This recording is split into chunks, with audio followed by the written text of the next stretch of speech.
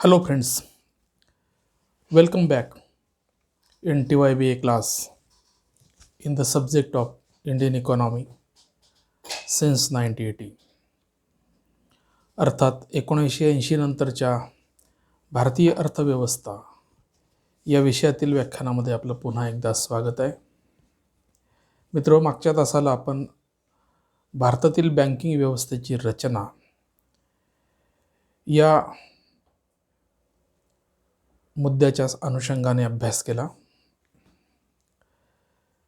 यानंतरचा दुसरा महत्त्वाचा जो मुद्दा आहे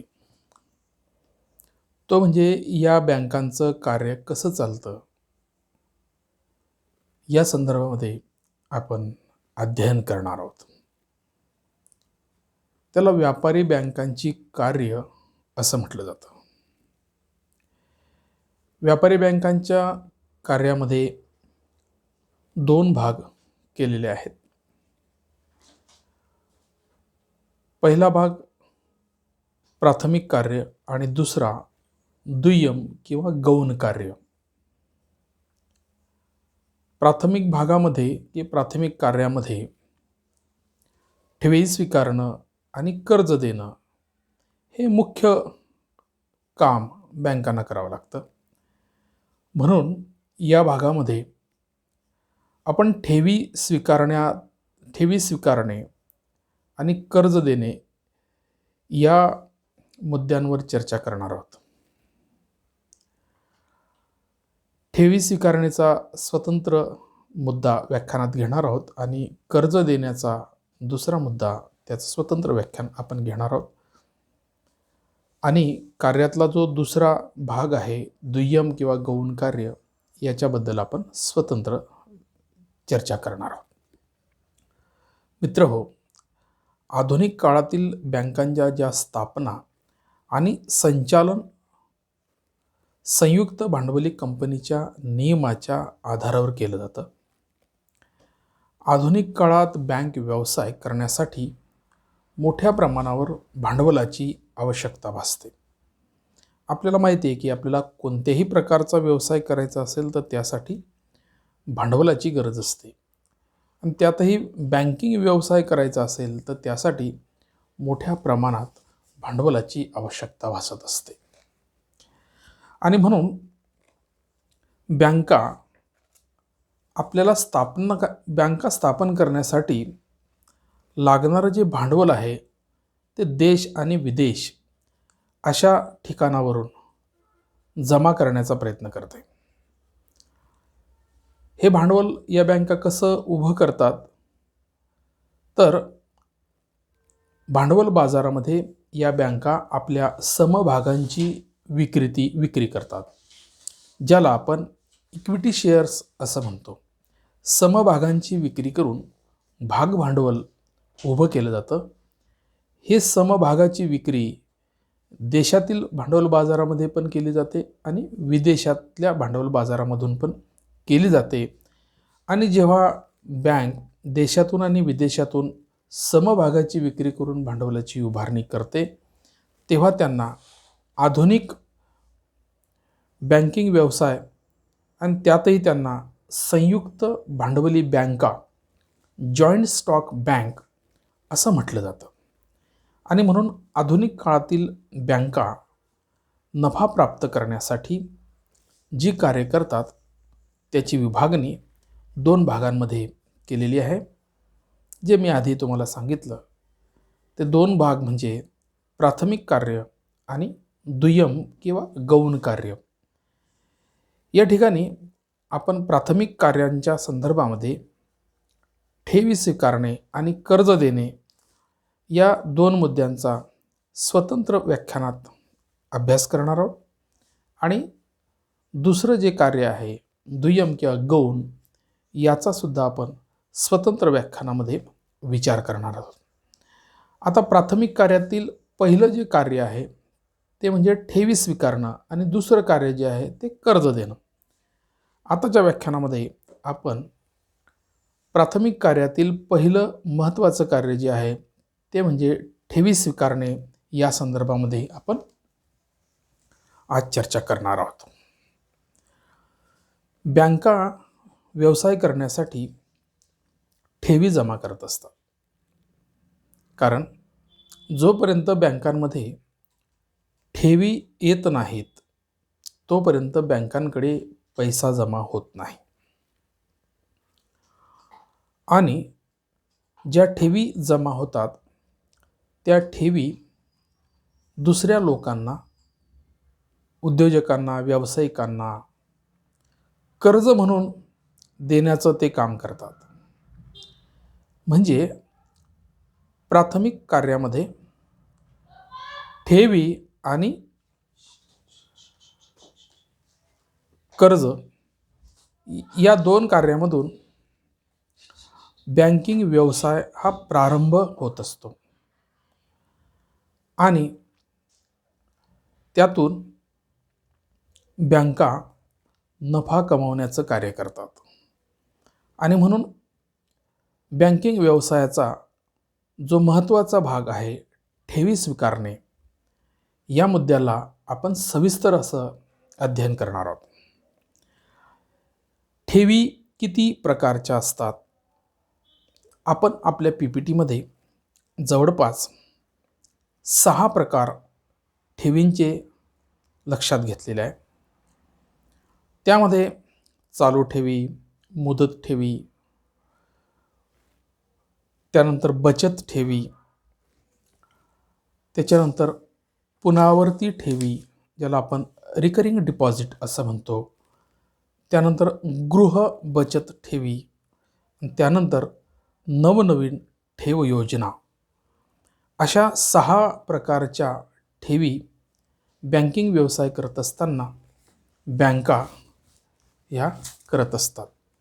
आणि म्हणून आपण प्रत्येक ठेवीचा सविस्तरपणे अभ्यास करणार आहोत. चालू ठेवी ज्याला आपण करंट डिपॉझिट असं म्हणतो, मुदत ठेवीला फिक्स डिपॉझिट असं म्हणतो, बचत ठेवीला सेव्हिंग डिपॉझिट असं म्हणतो आणि पुनरावर्ती ठेवीला रिकरिंग डिपॉझिट असं म्हणतो.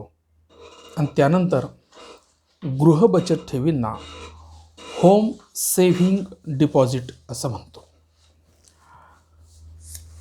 आणि बँका कालमानानुसार नवीन नवीन ठेवीच्या योजना डिक्लेअर करत असतात. त्याला आपण न्यू डिपॉझिट स्कीम असं म्हणतो. मित्रहो, चालू ठेवी ह्या करंट डिपॉझिटच्या नावाने ओळखल्या जातात. याला आपण करंट अकाउंटसुद्धा बँकिंग भाषेमध्ये म्हणतो. म्हणून चालू ठेवी बँकांच्या करंट अकाउंटमध्ये जमा होत असतात. या खात्यावर ठेवीदार दिवसातून कितीही वेळा ठेवी जमा करू शकतात आणि कितीही वेळा काढू शकतात. ठेवी ठेवण्याच्या रकमेवर आणि काढण्यावर कोणतेही बंधन नसते. ज्यांचे दैनंदिन खात्यावरील ठेवी अधिक उपयुक्त ठरतात, तसेच ठेवीदार ठेवी केव्हाही काढून घेऊ शकतात. त्यामुळे या खात्यावरील पैसा बँकांना जवळ बाळगावा लागतो. तो कर्ज रूपाने देता येत नाही. त्यामुळे बँका या ठेवींवर व्याज देत नसतात. दिलेच तर ते अत्यंत अल्प स्वरूपाचं असतं. म्हणजे आपण हे लक्षात ठेवलं पाहिजे की करंट अकाउंट हे व्यावसायिक लोक मोठ्या प्रमाणामध्ये चालवत असतात आणि दिवसातून जो व्यवसाय होतो तो आपल्या खात्यावर ते जमा करतात. त्याच पद्धतीने त्यांना काही सवलतीसुद्धा, ओव्हरड्राफ्टच्या सवलतीसुद्धा बँक याच्यावर देत असते. आणि म्हणून बँकांना या खात्यावरील पैसा फार व्यवसायासाठी वापरता येत नाही आणि म्हणून बँका या खात्यावरील जमा झालेल्या ठेवींवर फारसा व्याज देत नसतात. त्यानंतर दुसरा प्रकार आहे बचत ठेवींचा, त्यांना आपण सेव्हिंग डिपॉझिट असं म्हणतो. बचत ठेवी बचत खात्यावर जमा केल्या जातात. खात्यांचे काही प्रकार असतात. जसं आपण करंट अकाउंट म्हटलं तसं सेव्हिंग अकाउंट पण आहे, सॅलरी अकाउंट पण आहे.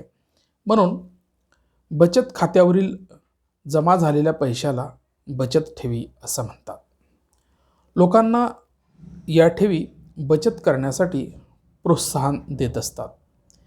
या खात्यावर कितीही वेळा कितीही पैसे जमा करता येतात, परंतु पैसा काढण्यावर बँकेचं नियंत्रण असते. या खात्यात आठवड्यातून जास्तीत जास्त 2 वेळा पैसा काढता येतो आणि तोही विशिष्ट मर्यादेपर्यंत काढता येतो. त्यापेक्षा जास्त पैसा काढायचा असल्यास आपल्याला बँक अधिकाऱ्याची परवानगी लागते. अलीकडील काळात ठराविक रकमेपेक्षा जास्त पैसासुद्धा या खात्यावर ठेवता येत नाही. तो जर ठेवायचा असेल तर आपल्याला आयकर विभागाकडून निर्गमित झालेलं पॅन कार्ड आपल्याला जमा करावं लागतं. त्यानंतरच या खात्यावर आपल्याला मोठ्या रकमांचे व्यवहार करता येऊ शकतात. शिवाय सर्व ठेवीदार एकाच वेळी ठेवी परत मागणार नाहीत हे गृहीत धरून या खात्यावरील पैसा बँकांना कर्ज देण्यासाठी वापरता येतो. म्हणून बँका या ठेवीवर व्याज देतात, पण ते फार जास्त नसते, कारण या ठेवींची मुदत खूप कमी असते. देशातील नोकरवर्ग, व्यापारी, उद्योजक, शेतकरी या सर्वांना हे खाते फारच उपयुक्त ठरते. पाश्चिमात्य देशात बचत गोळा करण्याचे काम बचत बँका स्वतंत्रपणे करत असतात, परंतु आपल्या देशामध्ये या बँका व्यापारी बँका स्वतःच करत असतात. अशा रीतीने बचत बँकांच्या सुविधा आता टप्प्याटप्प्याने आपल्या देशामध्ये सुरू करण्याची प्रक्रिया आहे. पोस्टामध्ये सुद्धा आपण बचती ठेवू शकतो. अशा रीतीने बचत ठेवीनंतर मुदत ठेवी, टाईम डिपॉझिट असा एक ठेवींचा प्रकार आहे. निश्चित किंवा ठराविक कालावधीसाठी ज्या ठेवी ठेवल्या जातात त्यांना मुदत ठेवी असं म्हणतात. साधारणपणे 45 दिवसापासून तर 5 वर्ष ते 10 वर्षापर्यंतच्या कालावधीसाठी बँका मुदत ठेवी स्वीकारत असतात. या खात्यावर जमा केलेल्या ठेवी मुदतबंद असल्याने मुदतीच्या आत त्या आपल्याला काढता येत नाही. खूपच गरज भासली तर या ठेवीच्या आधारावर बँका ठेवीदारांना कर्ज देत असतात. पण कर्ज नको असेल आणि ठेवीदाराला जर ह्या ठेवी काढायच्याच असतील तर बँक त्यांना याच्यावर कोणत्याही प्रकारचा व्याजाचा मोबदला देत नाही. म्हणून काही कालावधीसाठी खातेदारांना या पैशावरील व्याजाला मुकावं लागतं. थोड्याफार कपाती करून त्याला ह्या ठेवी परत करता येतात. हा पैसा बँकांना बराच काळ वापरता येतो. जेथे लाभ जास्त असेल तेथे त्याची गुंतवणूक केली जाते. लाभ होत असल्याने बँकांनाच या पैशावर लाभ होत असल्यामुळे मुदत ठेवीवर त्यांना व्याजसुद्धा जादा प्रमाणात देता येते. ज्या लोकांना आपल्या पैशाबाबत जोखीम नको असते, जे सुरक्षिततेला प्राधान्य देतात, ज्यांना व्याज रूपाने निश्चित असे उत्पन्न हवे असते, अशा लोकांसाठी मुदत ठेवी हा एक चांगला पर्याय भारतामध्ये ठेवला आहे. त्यानंतर चौथा ठेवीचा प्रकार आहे पुनरावर्ती ठेवी, ज्याला आपण रिकरिंग डिपॉझिट असं म्हणतो. बँकांमधील ठेवीचा हा अलीकडील प्रकार आहे. या खात्यावर ठेवीदार दररोज, आठवड्याला किंवा महिन्याला कमीत कमी 5 रुपयापासून तर पुढे रक्कम जमा करू शकतात. याची कमीत कमी मुदत 1 वर्ष ते जास्तीत जास्त 5 वर्षापर्यंत असते. बऱ्याच बँकांचे प्रतिनिधी या ठेवी गोळा करण्यासाठी व्यावसायिकांच्या दारी जात असतात, लोकांच्या घरी जात असतात आणि त्यांच्याकडून दैनंदिन ठेवीच्या स्वरूपामध्ये रकमा जमा करून त्यांच्या खात्यामध्ये ते जमा करत असतात. या ठेवी विशेष परिस्थितीशिवाय अन्य कामासाठी मुदतीच्या आत काढता येत नाहीत. या ठेवींमुळे लोकांना बचत करण्याची सवय लागत असते. या ठेवी ठराविक काळासाठी जमा होत असल्याने यावर व्याजदर मुदत ठेवीसारखा जास्त दिला जातो. या खात्यावर नियमित पैसा जमा होत असल्यामुळे बँकांची रोखता वाढण्यासाठी खूप मोठी मदत होते. म्हणून या ठेवी आकर्षित करण्यासाठी बँका वेगवेगळ्या प्रकारच्या उपाययोजना करून खातेदारांना RD, ज्याला आपण रिकरिंग डिपॉझिटला इंग्लिशमध्ये शॉर्ट फॉर्ममध्ये RD असं म्हणतो, लोकांना RD काढण्यासाठी प्रोत्साहित करतात आणि जास्तीत जास्त त्या RDंचा उपयोग मुदत ठेवीमध्ये कन्व्हर्ट करण्याचा बँका प्रयत्न करतात. यातून काय होतं तर बँकांकडे जास्तीत जास्त कालावधीसाठी पैसा वापरण्यासाठी मिळतो आणि बँका त्या पैशाचा कर्ज रूपाने इतरांना धंदा करण्यासाठी, व्यवसाय करण्यासाठी तो पैसा उपलब्ध करून देत असतात. त्यानंतर पाचवी जी ठेव योजना आहे तिला आपण होम सेव्हिंग डिपॉझिट असं म्हणतो. मित्रहो, समाजातील बऱ्याच लोकांना मोठ्या ठेवी जमा करणे अवघड असते. त्यावेळेस लोकांना बचतीची सवय व्हावी म्हणून आणि त्यातच अनेक लोकांचं उत्पन्न हे बऱ्यापैकी कमी असतं, त्याच्यामुळे ते बँकांमध्ये अशा प्रकारच्या जास्त डिपॉझिट ठेवण्यासाठी त्यांची परिस्थिती नसते. अशा परिस्थितीत अल्प उत्पन्न गटातील लोकांसाठी बँका लहान लहान बचतीची सवय लागावी म्हणून गृह बँक ठेव योजना ही विकसित करण्यात आलेली आहे. बँका अशा ठेवींसाठी खातेदारांना एक छोटी पेटी देत असतात. त्याला आपण गल्लासुद्धा आपल्या भाषेमध्ये म्हणतो.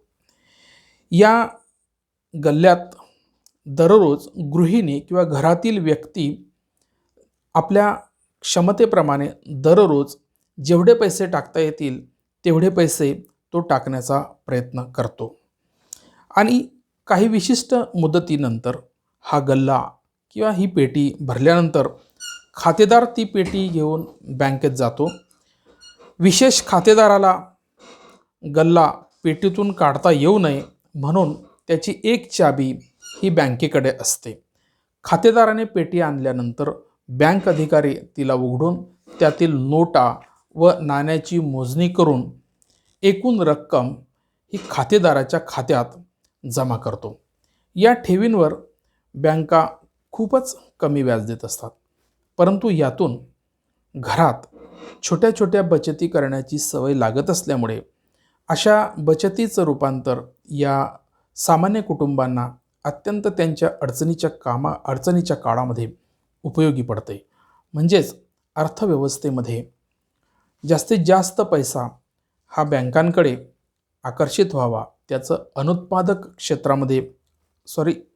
क्षेत्रामध्ये त्याचं रूपांतर व्हावं आणि अनुत्पादक क्षेत्रातील लोकांची जी गुंतवणूक आहे ती कमीत कमी व्हावी, हा उद्देश या गृह बचत ठेवी योजनेमध्ये आहे असं आपल्याला म्हणता येईल. त्यानंतर शेवटची ठेव स्कीम जी आहे तिला आपण न्यू डिपॉझिट स्कीम असं म्हटलेलं आहे. आधुनिक बँका ठेवी आकर्षित करण्यासाठी नवनवीन ठेव योजना सादर करीत असतात. जसे अनिश्चित कालावधी ठेव, कालीन ठेव. यात ठेवीचा निश्चित कालावधी नसतो. विशिष्ट स्थितीत ठेवी काढता येतात. ठेवीदाराला ठेवीवरील व्याजच काढता येते. ठेव रक्कम दुप्पट, तिप्पट, चौपट अशा पद्धतीच्या योजना सुरू झालेल्या आहेत. त्यामुळे अलीकडील काळात पेन्शन योजनासुद्धा सुरू केलेल्या आहेत. खातेदाराने विशिष्ट रक्कम खात्यात जमा करायची आणि सेवानिवृत्त झाल्यावर आजन्म पेन्शन प्राप्त करायचे. अशा अनेक प्रकारच्या योजना बँकांनी नवीन पिढीला दिलेल्या आहेत. कारण बऱ्याच क्षेत्रामध्ये आता आपल्याला एक अनुभव येतो आहे की नोव्हेंबर 2005 नंतर शासनाने आपली पेन्शन योजना बंद केलेली आहे. त्यामुळे त्यानंतरच्या सेवेमध्ये येणाऱ्या लोकांना पेन्शनसाठीचे नवीन नवीन स्कीम वेगवेगळ्या माध्यमातून सरकार काढत आहे. सरकारची DCPS योजना आपल्याला माहिती आहे. तसेच खाजगी क्षेत्रामध्ये काम करणाऱ्या व्यक्तींना त्यांच्या सेवानिवृत्तीच्या कालावधीनंतर खाजगी क्षेत्रामध्ये ते क्षेत्र पेन्शन देत नसते आणि म्हणून अशा लोकांना अशा प्रकारच्या योजनांच्या माध्यमातून आकर्षित करून त्यांच्या त्या डिपॉझिटवर त्यांच्या मरेपर्यंत पेन्शन देण्याचं कार्य या नवनवीन ठेव योजनांच्या माध्यमातून बँका करत असतात. मित्र, अशा रीतीने प्राथमिक कार्यातील पहिलं कार्य ठेवी स्वीकारणे यातील 6 मुद्द्यांवर आपण विश्लेषण केलं. दुसऱ्या व्याख्यानामध्ये आपण प्राथमिक कार्यातील दुसरं कार्य जे आहे कर्ज देणे या मुद्द्याचा विचार करणार आहोत. तोपर्यंत आपण इथं थांबतोय. थँक्यू.